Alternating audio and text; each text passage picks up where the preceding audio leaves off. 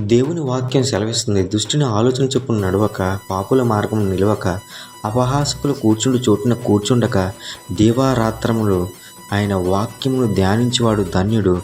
వారు ఆకు వాడక తన కాలమందు ఫలమిచ్చు చెట్టు వలె నుందురు అని దేవుని వాక్యంలో సెలవిచ్చినట్లుగా మనకి ఫలమిచ్చినట్లుగా దేవుడు చేయును.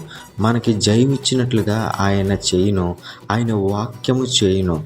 అయితే ప్రియ సహోదరి సహోదరుడా, మనం ఎటువంటి పరిస్థితిలో ఉన్నా బురద జల్లేవారు అనేక మంది మన వెంటే ఉంటారు. అయితే వెనక్కి చూడకుండా దేవుని వైపు చూస్తూ ఆయన సహాయాన్ని పొందుకుంటే పడిపోయిన ఆయన మరలా లేవనెత్తాడు. ఆయన గొప్ప విజయంతో మనల్ని ఉన్నతమైన స్థలంలో ఉంచుతాడు.